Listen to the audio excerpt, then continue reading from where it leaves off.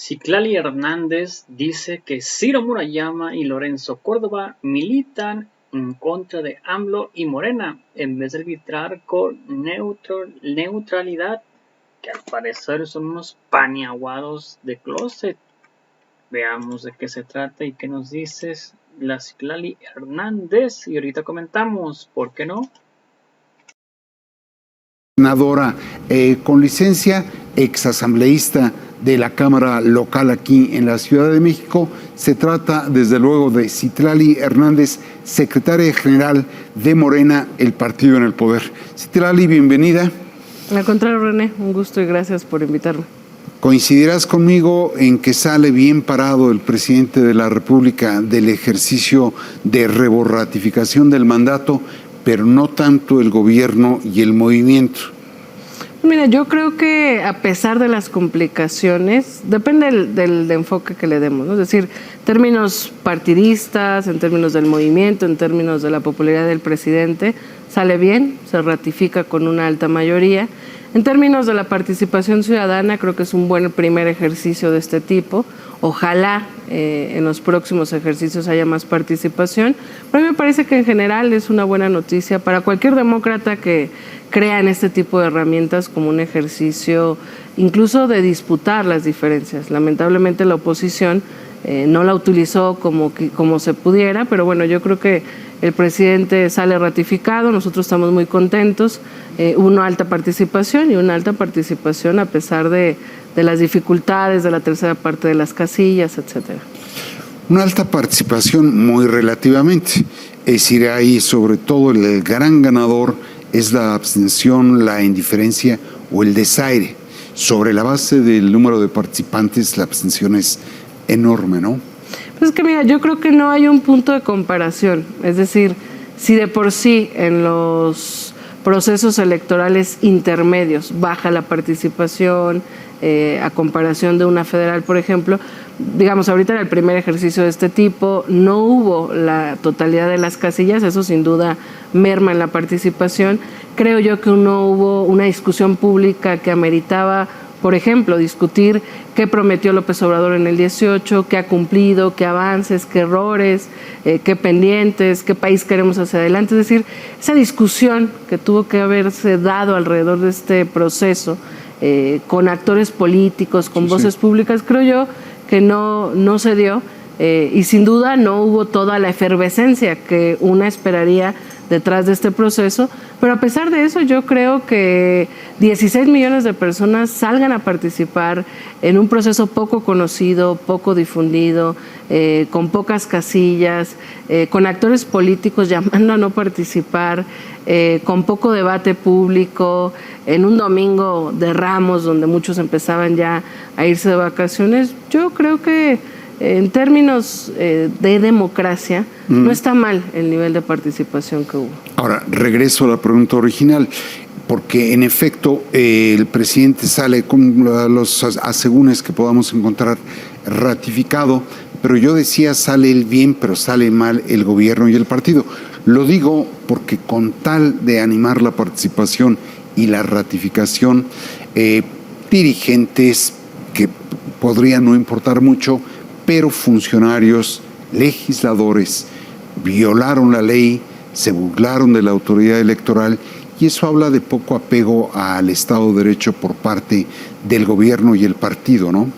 A mí me parece más bien que habla de las complicaciones de este proceso, es decir, sin duda después de lo que ha acontecido en todo lo largo y ancho del proceso de revocación de mandato, habrá que reformar la ley federal de revocación de mandato, es decir, no poder hablar como legisladores, como dirigentes de partido, no poder abonar a esta discusión, pareciera que tiene un sinsentido llegar a un proceso de revocación donde no hubo discusión, donde los actores públicos teníamos que cuidarnos. Yo, mientras estaba en mítines, por ejemplo, de la reforma eléctrica, y alguien trataba de sacar el tema, yo decía, qué lamentable que tengamos que cuidarnos de hablar de un proceso de revocación, que es un proceso democrático, de hablar de cómo va el país, de qué sigue, de qué pendientes, como si estuviéramos cometiendo un delito. Entonces, creo yo que si bien hubo legisladores, hubo actores políticos de la Cuarta Transformación que trataron de hablar del tema, que buscaron,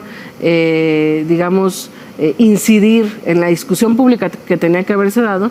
La realidad es que yo creo que hubo limitaciones, es decir, yo me sentí censurada como parte de la dirigencia de Morena, me sentí muy limitada en la posibilidad de discutir qué país tenemos y por qué salir a participar y por qué salir a ratificar al presidente. Creo que la autoridad electoral se comportó de una manera profundamente neutral, poco neutral, ¿no? Que ha tomado parte, incluso atentando contra la participación o mermando o ninguneando un proceso de revocación. Creo yo que vimos una autoridad electoral que trató de sancionar a nuestros gobernadores, a senadores, a actores políticos, no por hablar del proceso de revocación de mandato, sino por hablar del presidente, por hablar del acontecimiento coyuntural o del día a día, pero no vimos así sanciones, por ejemplo, al Partido Acción Nacional, llamando a no participar, que no sé a los ojos de otros, pero a mí me parece profundamente grave que haya partidos políticos, que haya actores políticos que salieron a llamar a no participar, y no como un acto de protesta, como un acto profundamente antidemocrático, porque la oposición pudo haberse organizado en todo ese cúmulo de personas que dicen que existen contra el presidente o que no quieren al presidente, pudieron haberse organizado como una oposición más democrática, más atinada, a anular el voto, por ejemplo, y que el voto nulo fuera un mensaje en sí mismo, sí, claro, ¿no? O a revocar el mandato del presidente. Ahora me estás mezclando muchas cosas. Sí. Es que por un lado está la legislación, por otro lado está la autoridad y por otro lado está la oposición. El hecho de que tú te sintieras censurada, si hubo tal censura, fue producto de la ley que aprobaron, no de la autoridad electoral. Para mi gusto es una ley que está una legislación mal encuadrada en la Constitución, pésimamente tratada en la reglamentación e incluso imponiéndose límites a sí mismos, y por el otro lado incluso torturando el lenguaje al hacer de una ley federal de revocación del mandato un ejercicio de ratificación del mandato. ¿Me estás tú diciendo que vas a promover la reforma de la ley federal de revocación? Mira, yo creo que tenemos dos ejercicios, la consulta popular y la revocación de mandato, que se han dado en los últimos meses, en el último año, que sin duda nos ponen retos hacia adelante. Es decir, al ser los primeros ejercicios, toca mejorar esas herramientas para que la ciudadanía se enfrente a mejores condiciones de participación y no a limitar su participación. Y ciudadanía implica también la gente que tiene una postura y que tiene una militancia partidista o política. Y a mí me parece que sí hay que reformar y mejorar la ley de consulta popular y la ley federal de revocación de mandato. Yo ahora soy senadora con licencia, pero si vuelvo al Senado, sí sería una de las propuestas o de las reformas que plantearía, porque si viene mal de origen es real.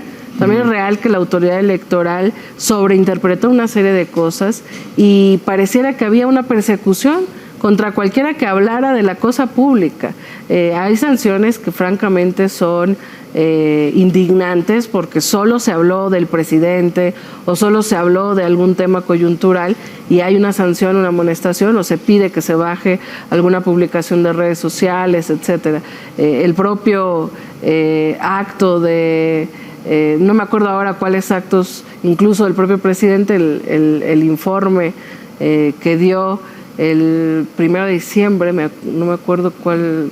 El 1 de diciembre. No, en la celebración del triunfo o algún evento que tuvimos, creo que fue el del 1 de diciembre, se le pidió por parte del INE que se bajara de las redes sociales un evento que además ni siquiera tenía nada que ver con la discusión de la revocación de mandato. Entonces, bueno, hay cosas que hay que atender y sin duda creo que hubo una postura de varios actores de Morena y de la Cuarta Transformación que decidimos participar y seguir discutiendo, aunque no habláramos de ese proceso, porque la discusión pública sobre el país que estamos construyendo sigue abierta y todos los días, por lo menos nosotros la damos con nuestra militancia, con la ciudadanía, en los medios, en los espacios donde hablemos de qué país queremos seguir construyendo. Ahora, si bien yo creo que hubo exceso en el rigor, si tú quieres, por parte de la autoridad electoral, también hubo excesos. Conociéndote, tú no hubieras tolerado que el secretario de Gobernación fuera a hacer promoción de un ejercicio como el de la reborratificación en un avión del propio gobierno? ¿Hubieras? Como oposición dices. Sí, claro. ¿Qué hubieras hecho? No, claro, yo creo que al final ahí toca que cada una y cada uno se haga cargo de sus actos, ser muy cuidadosos, es decir, hoy somos un partido en el gobierno, hoy somos el gobierno, venimos de ser oposición. Yo creo sin duda que pues que hay cosas que desde la oposición hemos criticado, que esto, bueno, toca que dé respuesta el secretario de Gobernación, que sin duda, pues no, digo, que yo sepa, no ha dado alguna respuesta concreta, probablemente había hecho ese vuelo, algún otro viaje de trabajo y paralelamente acudió a este evento, no lo sé, pero sin duda yo creo que hay que ser muy cuidadosos, todos los que somos parte de la Cuarta Transformación, no replicar lo que hemos criticado y en seguir haciendo política como lo hemos dicho, como lo hemos prometido y como creo que en su gran mayoría lo hemos hecho esos 3 años, que es con principios y con ideales muy firmes y con una lógica ética en cada acto, ¿no? Y si eso implica moverte a un evento en un avión comercial, pues también. Debe de rendir cuentas, me estás diciendo. Yo creo que toca escuchar y toca saber qué es lo que pasó. Sin duda creo que ahí hay respuestas que todavía no se han dado. Los números, ¿qué te dicen los números? Uno puede interpretarlos de la manera en que uno quiera, pero ¿qué te dicen a ti? Mira, yo veo una población activa, o sea, creo que es el momento de mayor participación de la ciudadanía y es parte de lo que me parece que hemos visto en 3 años. Es decir, yo sostengo que la discusión pública estaba en manos de la élite política, de la élite mediática, de algunos cuantos opinadores, y que por primera vez está la ciudadanía tratando de incidir en la discusión pública y que por eso quizás está madurando la discusión pública. Yo a veces creo que es una discusión con inversión millonaria de la derecha en términos de infundir odio, de bots, de trolls, y en la que incluso nuestros simpatizantes de repente caen en la trampa y la discusión se diluye en lo menos importante. Yo veo detrás de los 16 millones de personas un ánimo de participación. Vemos en todo el país, vimos fotos, videos de personas que hicieron un gran esfuerzo por llegar a su casilla a 2, a 3, a 4 horas de distancia y en su gran parte para ratificar al presidente en su mandato. Creo yo que no son números menores, es decir, de esos 16 millones, 1 millón decidió ocupar su derecho y decirle no al presidente y 15 millones decidieron salir a ratificar al presidente, que prácticamente son 15 millones, mucho más de lo que ha tenido en votación en los últimos años el PRI, el PAN. Es decir, creo yo que habla de un nivel de participación, de un respaldo a la Cuarta Transformación, que es significativo, pero no es todo. Es decir, yo no creo en esta narrativa que está construyendo la derecha de que votaron a Andrés Manuel López Obrador con 30 millones y ahora solo lo votó la mitad. No, claro, hay una serie de condiciones que merman la participación. Exacto, por eso yo decía que los números se pueden acomodar a gusto. El presidente decía que obtuvo una votación superior a la que alcanzó en el 2006, superior a la que obtuvo frente a Felipe Calderón, superior a la que obtuvo en el 2012, pero también lo cierto es que es muy inferior a la que obtuvo en el 2018, inferior a la que Morena obtuvo en el 2021. Y en esa medida, ¿tú haces alguna consideración? ¿Ves un desgaste del poder presidencial? Yo creo que siempre el poder, en el ejercicio del poder hay desgaste, pero a mí me parece que estamos frente a un presidente profundamente fuerte, respaldado por la ciudadanía, con un 67% de aprobación, con el sector más politizado y más activamente participando en la toma de decisiones, pues son esos 15 millones de personas que a pesar de las dificultades, que a pesar de las vacaciones, que a pesar de la toxicidad que hay en las narrativas políticas, que a pesar de la distancia de sus casillas, salieron a ratificar al presidente como un mensaje. Porque es decir, digamos, yo creo que todos sabíamos que el ejercicio iba a derivar en un respaldo al presidente, sí. Digamos, la popularidad es clara. Sí, no había adivinanza. Eso era casi un hecho. Si en los procesos de elección hay gente que decide no votar porque va a ganar, o ya no vota porque dice, no, pues va a ganar mi candidato. Pues yo creo que ahora hubo quienes dijeron, bueno, se va a ratificar Andrés Manuel, a lo mejor no participaron, pero esas 15 millones de personas sí querían dar un mensaje. A mí la gente me lo decía en las calles. Hay un enojo por los agravios que recibe el presidente, por esa falta de debate político y más bien de degradación en cuestión de concentrarse en lo menos importante, no en un proyecto, no en ideas. Y la gente quiso salir, yo creo que en su gran mayoría, a dar un mensaje de respaldo y de arropo al presidente. Probablemente si se hubieran instalado el total de las casillas, sin caer en la misma narrativa que cae en la derecha, pues si la tendencia fuera esa, estaríamos hablando de más de 32 millones de votos, entre 32 y 45 millones. Digo, no quiero caer en el hubiera. En el hubiera ni en la narrativa simple, pero a mí me parece que con la totalidad de las casillas, sin duda, por lo menos el doble de la participación se hubiera dado, y yo creo que es positivo para la democracia, más allá de la lectura política. Es interesante que hayamos tenido este primer ejercicio. Habrá que analizarlo desde distintas aristas, es decir, sí, quiénes decidieron participar y por qué, cómo hubo actores políticos, que eso a mí me lastima como mexicana, que decidieron salir a llamar a no votar. Ya me lo comentaste, vamos a regresar a ese punto, pero déjame ir a una pausa, por favor.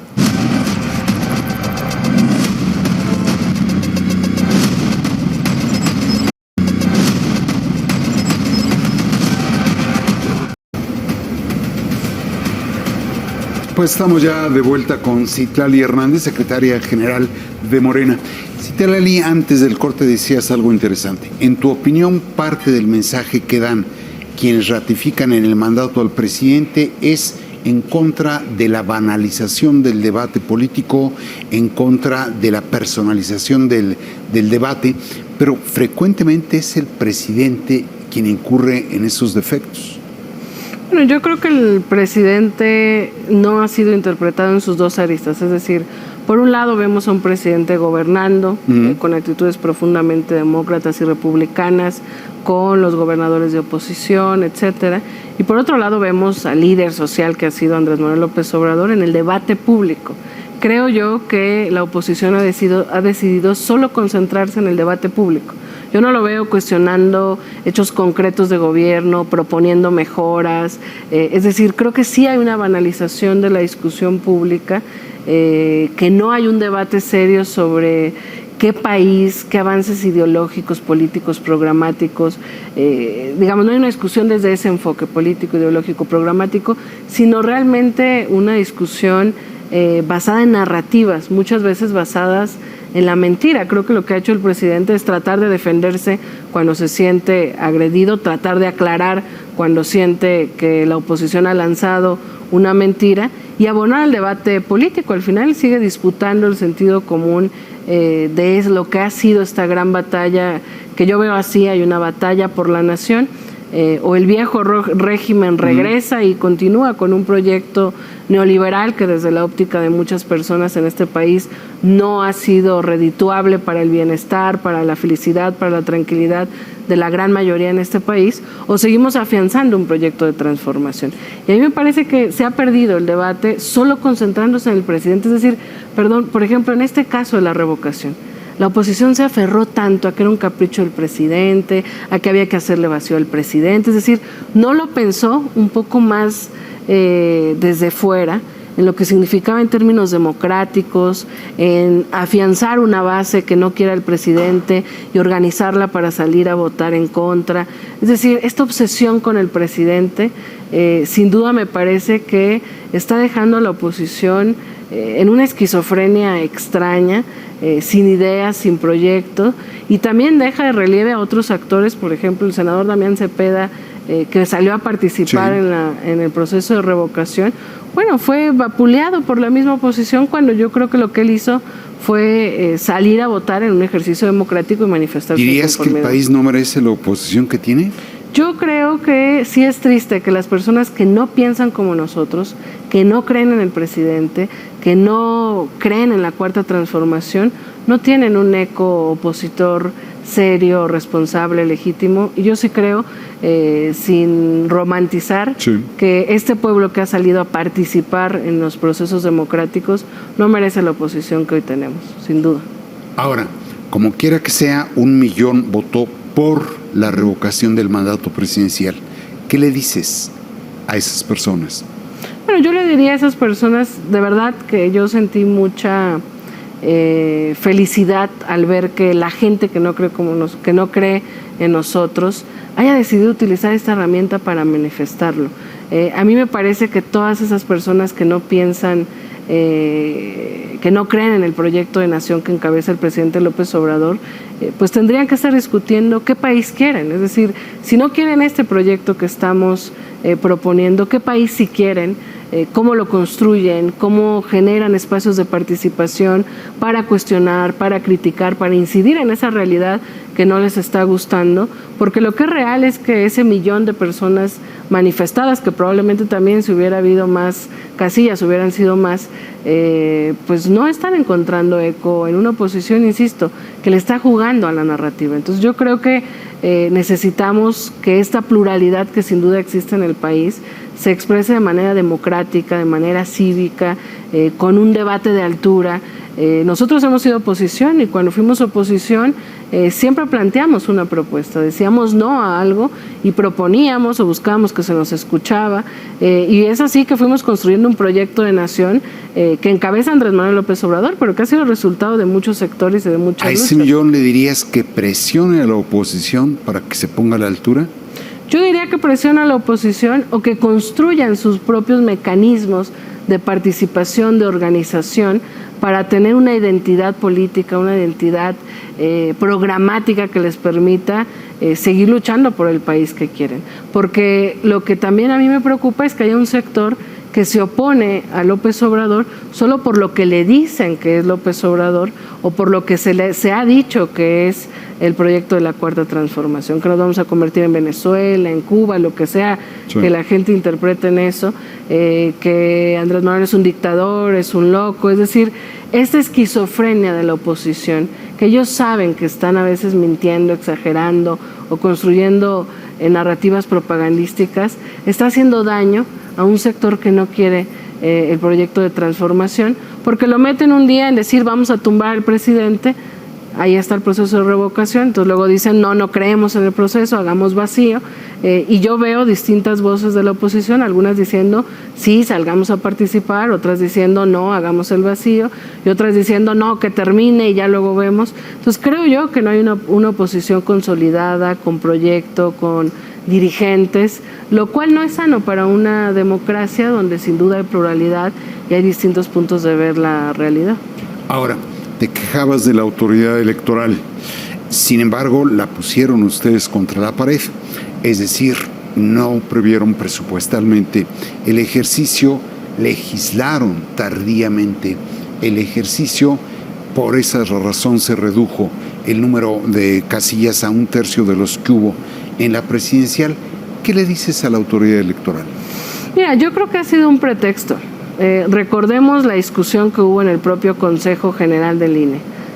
La mitad más uno decía que no se podía hacer por falta de presupuesto, pero la otra parte de los consejeros, que estuvo muy cerrado, creo que eran 7, 6, no me acuerdo ahora cuál era la cifra, la otra parte decía que sí había que hacerla, que sí había manera de ejercer un gasto más inteligente y de cumplir con un proceso en todas sus formas, con todas las casillas, etcétera. Es decir, creo yo que hay una cúpula que se siente dueña del INE, que se siente la autoridad electoral única, intocable, que fundamentalmente ha sido comandada por Lorenzo Córdoba y Ciro Murayama, que se aferró a no hacer el mejor ejercicio de revocación de mandato, a pesar de que hubo consejeros que propusieron cosas muy puntuales de ahorro.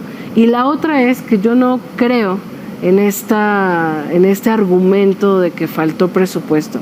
El INE argumentó en sus propias cifras que la consulta popular, donde colocaron en la tercera parte las casillas, costó más o menos 500,000 millones de pesos. Las y los diputados destinaron para la revocación de mandato el triple, pensando que con eso alcanzaría para todas las casillas, y destinaron 1.500 millones de pesos para la revocación de mandato. Es decir, si el propio INE nos había dicho que con 500 hizo la consulta y la tercera parte de las casillas, pues ahora con 1.500 yo no encontraría cuál es el pretexto. Sí creo que Lorenzo Córdoba y Ciro Murayama han decidido tomar una postura política contra el presidente, contra la Cuarta Transformación, contra Morena, y es evidente para nosotros, para nuestro movimiento y para muchos simpatizantes de la Cuarta Transformación. Me estás diciendo que el consejero presidente Lorenzo Córdoba y el consejero Ciro Murayama militan en vez de arbitrar en contra del presidente. Sí, yo sostengo que ellos han tomado una postura política contra el presidente, que son militantes políticos desde la autoridad electoral contra Morena, y que me parece que eso tampoco es sano para una democracia. Y por eso es que hablamos no de acabar con el INE, es otra narrativa basada en la falacia. No queremos acabar con el INE. La autoridad electoral tiene que estar a la altura de un momento democrático, y está bien si les cae mal el presidente, si no coinciden con nosotros, pero tendrían que cuidar de manera intachable su comportamiento como autoridad y como árbitro electoral. Y por eso es que creemos, y no solo ahora en este proceso, el presidente anunció desde hace ya por lo menos más de un año la necesidad de una reforma electoral que permita fortalecer lo que hoy está bien del INE, y fortalecer en términos de la democracia que está avanzando esta esencia democrática que tiene que tener el INE, pero que no lo podemos negar también. Hay élites y hay cúpulas dentro del INE que responden a intereses políticos, a intereses creados, y que por lo menos nosotros ahora como movimiento en el poder lo hemos sufrido, pero también como opositores lo hemos padecido. Pero de pronto, por el tipo de señalamientos que hacen sobre el instituto, pareciera ser que no es que quieran reformar al instituto, sino relevar a esa supuesta camarilla por la suya. Dice el secretario de Gobernación que se van a ir con la cola entre las patas. Lleva Salgado Macedonio un féretro a las puertas del INE. Mario Delgado, tu compañero codirigente, dice que los van a echar, que deberían de eliminarlos, ya no me acuerdo exactamente de la palabra. ¿No están ustedes exigiendo lo que supuestamente detestan? No, porque mira, yo creo que hay que diferenciar entre el discurso político, que a veces se expresa incluso con sectores de la militancia de la ciudadanía, y habrá que ver la propuesta concreta que manda el presidente de reforma electoral y lo que discutamos en el legislativo. Yo creo que Morena ha demostrado, por ejemplo, Carla Humphrey, que es una de las consejeras actuales del INE, fue acompañada en estos tiempos de mayoría legislativa de Morena, y no es una consejera que esté, digamos, votando al servicio de Morena o teniendo un activismo pro Morena. Hemos tratado de cuidar en su gran mayoría las designaciones con base en perfiles, pero no podemos negar, y yo te lo puedo decir como legisladora, es una de las cosas que a mí, incluso actualmente en tiempos de la Cuarta Transformación, me parece que tienen que modificarse, la manera en la que se deciden y se designan autoridades electorales, entiéndase magistrados desde el Senado de la República o consejeros del INE desde la Cámara de Diputados. No se decide y no hay un método todavía eficaz. Pero fíjate qué curioso, el método que siguieron para la designación de los consejeros ya nombrados bajo este gobierno, y diría en la anterior legislatura, creo que fue bastante plausible. Sí, porque no se pensó en lógica de cuates y cuotas, se pensó en términos de perfiles. Pero ahora están proponiendo elegirlos en términos populares, lo ha dicho el presidente, que lo elija la gente. Yo sí creo, viendo cómo se designan a veces las cosas, los consejeros últimos del INE que le tocó a la mayoría legislativa de Morena, creo que hubo un buen proceso, se cuidaron perfiles, son consejeros que no están hoy haciendo militancia a favor de Morena, pero yo sí te puedo decir en el Senado que muchos de los magistrados electorales han sido decididos por la cúpula en el Senado, por la Junta de Coordinación Política, donde está nuestro coordinador, el senador Ricardo Monreal, donde está Osorio Chong, donde está Mancera, donde están, digamos, Dante Delgado, donde están actores políticos que no han logrado transitar hacia una lógica de designación con base en perfiles, con base en neutralidades, sino de cuotas y cuates de repente, de cuotas políticas. Y lo digo con mucha responsabilidad, ¿eh? Eso yo sí prefiero que lo decida la gente a que lo decida un grupo de políticos que se ponen de acuerdo en qué magistrados... Híjole, pero eso nos va a llevar a crear el Instituto Nacional Preelectoral. Bueno, habrá que ver. Yo sí creo que puede mejorar el tema de las designaciones. Habrá que ver qué es lo que plantea el presidente, habrá que ver qué se discute entre la oposición, porque al final creo que Morena en su gran mayoría ha aprobado leyes escuchando las voces de la oposición, y la mayoría de las cosas que ha mandado el presidente no se han aprobado a rajatabla. Ahora la reforma eléctrica, por ejemplo, después de varias propuestas que ha hecho la oposición, todo indica que habrá un dictamen escuchando esas aportaciones de la oposición. No tienen los votos. Tendremos que hablar de la reforma electoral, creo que por separado, pero déjame preguntarte por una suerte de paradoja. Ustedes convocan a las urnas a la gente para que determine si hay que enjuiciar a los expresidentes en la consulta popular del año pasado. Convocan a las urnas para ratificar o revocar el mandato del presidente, pero el partido no cree en las urnas, el partido cree en las encuestas para elegir candidatos. ¿Cómo explicas esa contradicción? ¿Por qué no se van a elecciones primarias? Bueno, tenemos un estatuto que lamentablemente ha sido judicializado. Nuestro estatuto plantea como máxima autoridad las asambleas de los militantes. Es decir, por ejemplo, para el cambio de dirigencia es en una asamblea distrital con militantes que eligen 5 hombres, 5 mujeres, y así hacia arriba para llegar a la elección de dirigentes nacionales y estatales. Para los candidatos tenemos 3 métodos. El consenso, que obviamente ha sido muy difícil en los últimos años, porque Morena ha crecido mucho, porque vienen personajes de otros partidos que entienden el cambio, otros con una lógica oportunista. Ponerse de acuerdo, llegar a un consenso hoy es complejo, pero la gran parte de nuestra vida como partido movimiento hemos elegido candidatos por consenso. Y el otro método pues es la encuesta, y el tercero la insaculación en procesos plurinominales. Creemos que la encuesta, pues no estamos eligiendo una autoridad interna, la autoridad interna se elige entre la militancia, con esta excepción que Mario Delgado y tu servidora vivimos derivado de una judicialización del proceso, pero creemos que la encuesta mide la percepción de la gente, es decir, es también una medición de la opinión de la ciudadanía. No solo es qué tan conocido es un personaje, sino qué tan honesto le ve, qué tan cercano a Morena, qué tanto lo califican. Pero es que eso es lo que llama la atención. Convocan a una suerte de referéndum plebiscitario, que es lo que fue el ejercicio de ratificación. ¿Tú no crees que para elegir candidato a la presidencia tendrían que dejar a la gente elegirlo?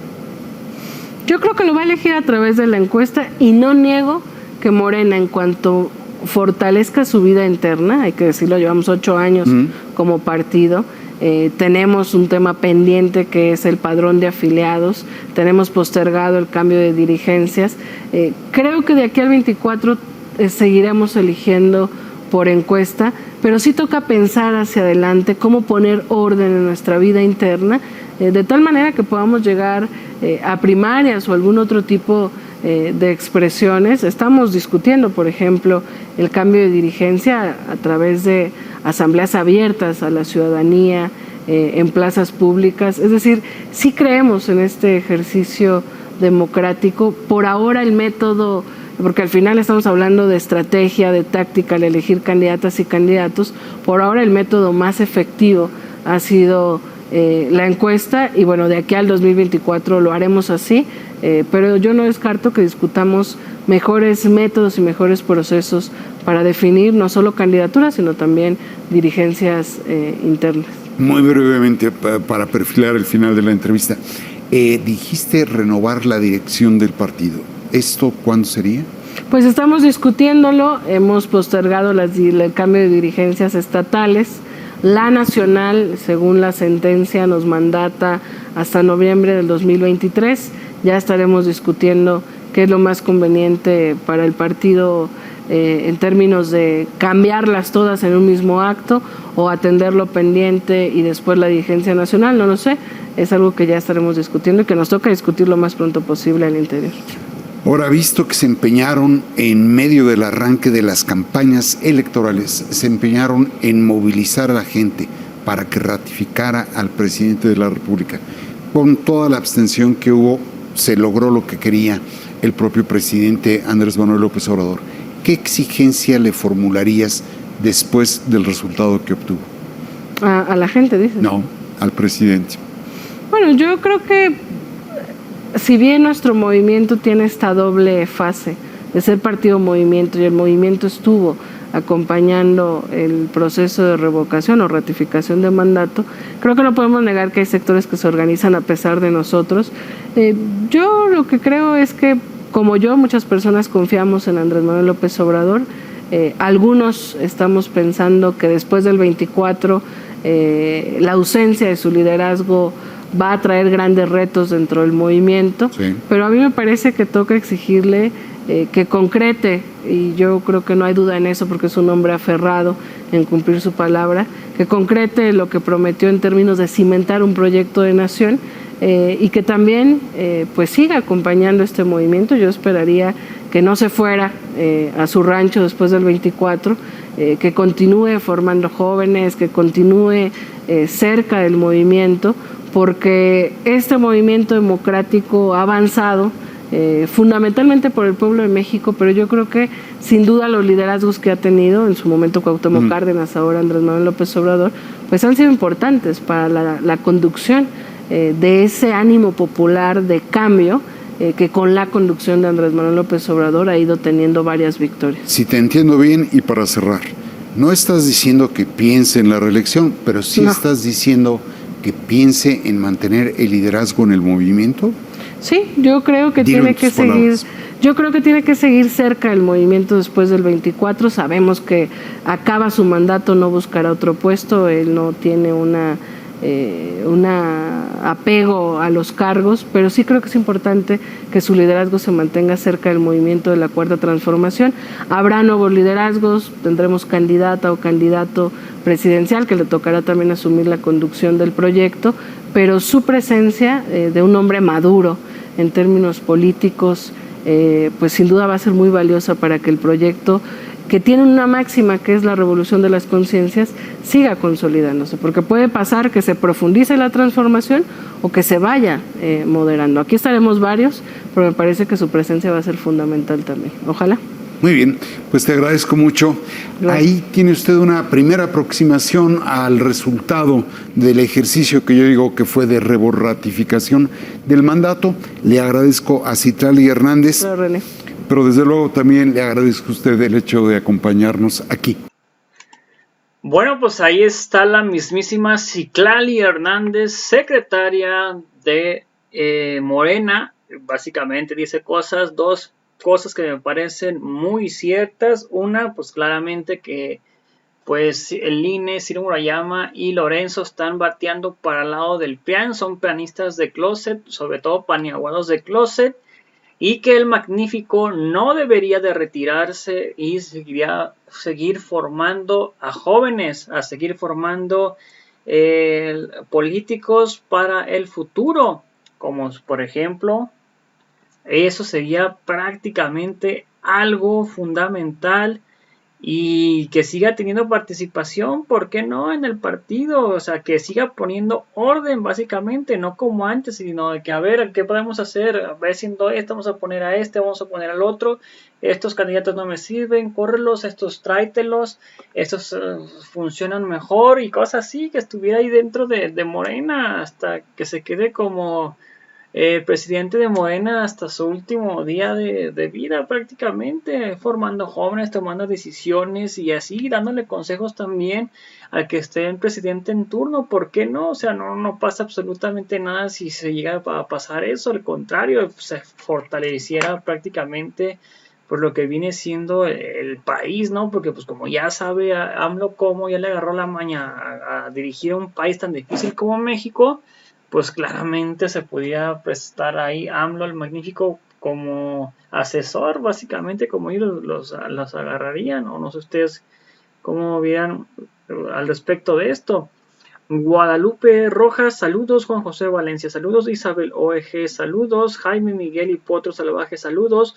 Luis Carlos Naranjo, el INE está secuestrado por el PRIAN, está a favor del PRI.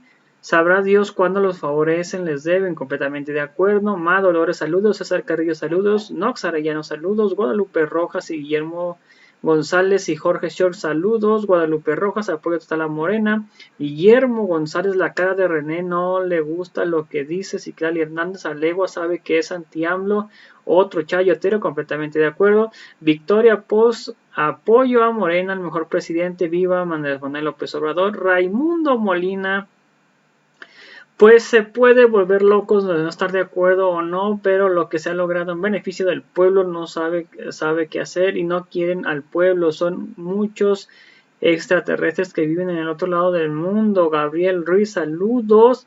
Francisco Javier, ya dejen de llorar, tienen ustedes la culpa porque no se ponen las pilas y no le hacen juicio político. Puede ser. Eduardo Barajas, con todo un político de la 4T, la única verdad es que ellos dicen que todos dicen la verdad, demás mienten. Felipe Ortiz, saludos. Fuera Line y jueces corruptazos, zánganos traidores a la patria. PNMC, corruptazos, zánganos fuera. Iberdrola y Obredrech. Guillermo González, SRN, mejor que se pusiera la camisa del PNMC. Eduardo Barajas, infórmate y luego dices de los hechos sobre la verdad. Eduardo Barajas, Guillermo González, ¿por qué estoy informado? Estoy dando la opinión. O dime tú cuándo aceptan algún error del gobierno. Saba Silva, fuera línea, fuera de los hipócritas y traidores. Alberto Navarro, con lo que están robando, ni los chosnos tendrán la necesidad. Verónica Araceli, saludos. Guillermo González, saludos. Eduardo Bajas, es morado, es cierto, solo miran los errores que nadie dice, es perfecto. Escuché todas las preguntas.